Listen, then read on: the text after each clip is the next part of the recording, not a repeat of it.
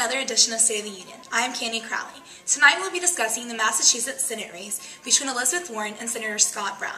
We will also take a look at the Massachusetts 6th Congressional District race between Congressman John Tierney and former State Senator Richard T. Say. Tonight I'm joined by CNN contributors Donna Brazil, Paul Blagala, and Fareed Zakaria.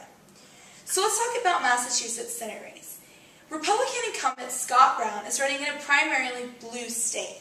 But we also know that presidential candidate Mitt Romney won the governorship there in 2002 and served from 2003 to 2007. What are your thoughts on this, Donna? Well, that's true.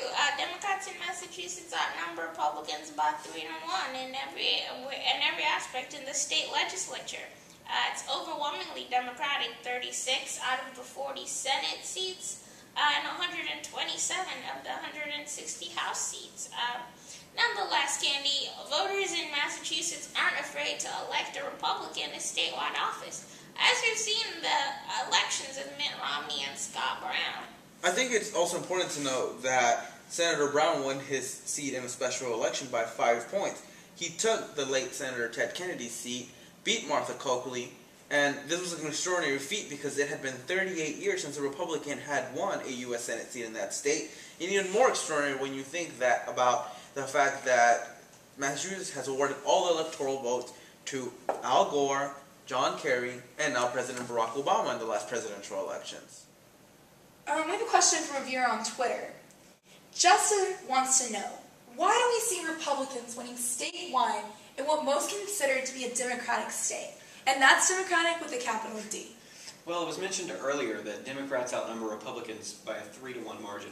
And while that's true, more than 50% of voters in Massachusetts consider themselves to be independents. My friend Paul's right. Massachusetts races can be pretty accurately predicted by the median voter just prior to the special election. Polls showed that voters in Massachusetts opposed the Affordable Care Act by a margin of 48 to 40. I agree. I mean, Scott Brown's victory broke the Democratic supermajority in the Senate just before the vote on the Affordable Care Act. Independent voters sided with Scott Brown and eventually led him to victory. The 6th Congressional District in the state faces similar issues.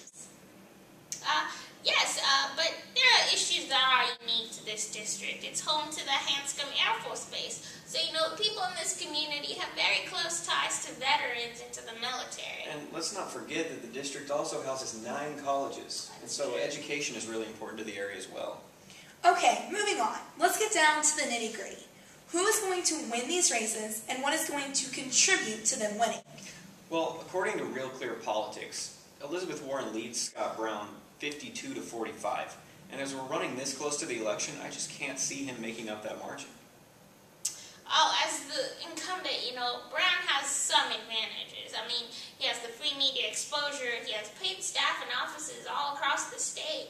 But, the polls just aren't indicative of his support. He's still having a really hard time sealing the deal with these voters. Elizabeth Warren's strategy has been, one, to convince the voter that her opponent is not the moderate Republican he claims to be, as he votes with the party on every single major issue in the Senate, and 2, that she's better able to represent Massachusetts, which is a blue state.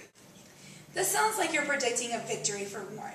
Let's note that Brown has put up a good fight in a state that is leaning 14% in favor of President Obama. So, what is the final prediction for election night? I mean, all factors considered, I think I'm going to have to predict a Warren victory by a margin of 53 to 47. Does everyone agree? I'm going to agree with that. What about Congressional District 6? Well, Tierney's consistently polling about 6 points behind to Say. But keep in mind, 30% of the voters in the district are undecided, so it's going to be a hard one to call.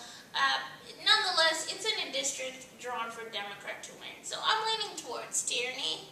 And I'd have to agree with Donna. I mean, the voters in Congressional District 6 are in for a long night because, this one's going to be close. And at the end of the day, like Brown, Tierney's status as an incumbent just gives him an inherent advantage. I think this race could be a toss-up. It's really close. So quickly, what are your predictions for this race? I think we all agree that Tierney's going to come out on top, probably by a small margin, 51 to 49. It's going to be real close. Join us next week as we discuss the election results. Pedro, you can't do an Arab accent. At to convince voters that what? We'll also take a look at the Massachusetts 6th Congressional District race. Sandra, you can't be asleep. You're on the camera. You're on film right now. Oh my God. Congressman John. My eyes will be open. I don't sleep, ever. This is entirely my fault. I blame no one. Welcome to another edition of State of the Union. I'm Candy Crowley. Tonight